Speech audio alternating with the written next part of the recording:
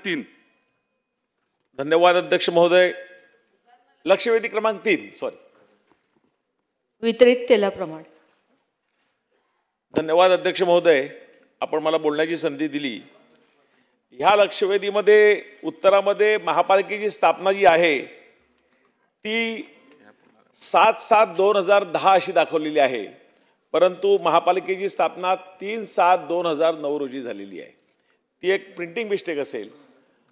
अध्यक्ष महोदय, ही ओसी संदर्भातली लक्षवेधी आहे. वसई विरार महापालिका क्षेत्रामध्ये अनेक विकासक बिल्डिंग बांधतात आणि ओसी नच घेताच पोझिशन देतात, ताबा देतात. काही बिल्डिंगची सीसी घेतलेली असते, परंतु असं ते का करतात?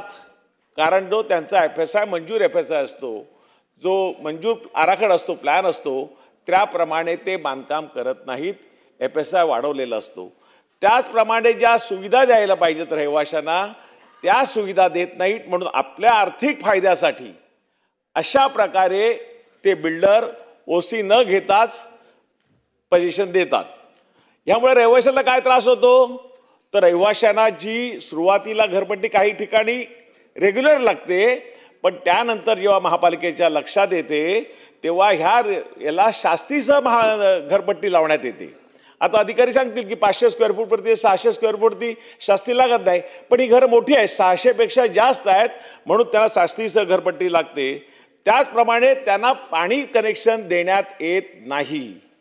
ओसी शिवाय पाणी कनेक्शन देण्यात येत नाही. त्याचबरोबर तो फ्लॅट सुरुवातीला कर्ज मिळतं, पण नंतर जेव्हा तो रिसेल फ्लॅट करायला जातो तेव्हा ओसी नसल्यामुळे त्यांना कर्ज मिळत नाही. अशा प्रकारे नालासोपारा, विरार, वसईमध्ये शेकडो बिल्डिंगे आहेत की ज्यांनी ओसी घेतलेली नाही. एकाच विकासकाच्या 89 बिल्डिंग आहेत आणि महापालिकेनेच दिले उत्तरामध्ये. मी 45,000 पेक्षा जास्त सांगितलं, 45 कोटीपेक्षा, पण 49 कोटी रुपये एका विकासकाकडे हे बॅलन्स आहेत. 49 कोटी आकडा गेला कुठे? असे शेकडो कोटी महापालिकेचे या विकासकाकडे बॅलन्स आहेत आणि महापालिका त्याच्यावरती जी कारवाई करायला पाहिजे आहे ती महापालिका निश्चितपणे प्रयत्न करते. काय करते प्रयत्न? तर त्यांना नोटीस देणं, वसुलीसाठी तगाव लावणं. पण महापालिकेकडे असले कुठलेही अधिकार माझ्या मते तरी महापालिकेने वापरले दिसत नाही. प्रश्न घ्या. प्रश्न ह्यासाठी काय करायला पाहिजे? तर ह्यासाठी MRTP कायद्यामध्ये दुरुस्ती करायला पाहिजे. शासन ती दुरुस्ती करून महापालिकेला अधिकार देणार का? ह्याच्या बिल्डरवरती कायदेशीर कारवाई करणार का? अशाच बिल्डरला मुक्कास सुटणार?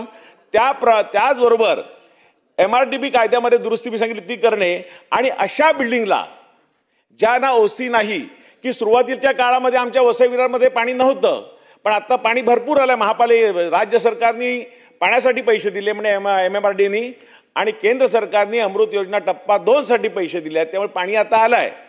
परंतु अशा बिल्डिंगला ओसी नसल्यामुळे पाणी देण्यात येत नाही. यांनी काही बिल्डिंगनी तर 10-10, 15-15 वर्षापूर्वी पाणी कनेक्शनचा ऑप्शन घेतलाय. तर अशा बिल्डिंगला आपण पाणी देणार का? मंत्री महोदय. अध्यक्ष महोदय, सदस्यांनी जे आत्ता प्रश्न उपस्थित केले, अध्यक्ष महोदय, या बऱ्याच अंशी याच्यामध्ये तथ्य. अध्यक्ष महोदय, 2009ला महानगरपालिका झाली, त्याच्या आधी सिडको असेल, ग्रामपंचायत असेल, नगरपरिषदा असेल, यांच्या काळामध्ये ह्या बिल्डिंग झालेल्या आहेत, CC घेतलेल्या आहेत आणि OC घेतलेल्या नाही आहेत. अध्यक्ष महोदय, आत्ता महानगरपालिकेने या सगळ्या बिल्डिंगचा एक सर्वे करून की ह्याच्यामध्ये किती जणांनी OC घेतलेल्या नाही आहेत, किती अनधिकृत बांधकामं आहेत, त्याच्यानंतर OC न घेता किती जणांनी वाढीव बांधकाम केलेलं आहे, ह्या सर्वांसाठी एक सर्वे आणि किती जणांचे त्यांनी थकवलेले आहेत, जे विकसकांनी पैसे थकवलेले आहेत, या सर्वांसाठी एक सर्वे आत्ता घेण्यासाठी महानगरपालिकेने 3 जुलैला वर्क ऑर्डर पण दिलेली आहे अध्यक्ष महोदय.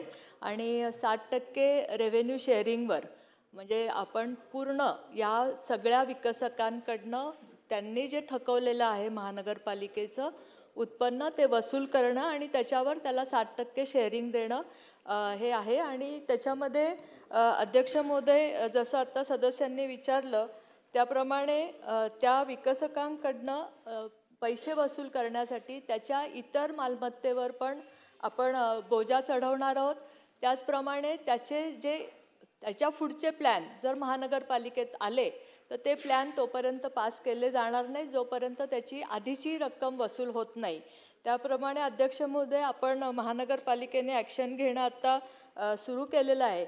नागरिकांना जो तिथे त्रास होतोय ओसी नसल्यामुळे, अध्यक्ष महोदय, पाण्याचे जे आधीचे कनेक्शन दिलेले आहेत ते कनेक्शन नाही तोडण्यासाठी आम्ही महानगरपालिकेला आदेश देऊ आणि तिथे त्या लोकांना जी शास्ती लागलेली आहे ती सुद्धा विकसकाकडनं वसूल केली जाईल. अध्यक्ष, चला झालं, सविस्तर उत्तर दिलं आहे.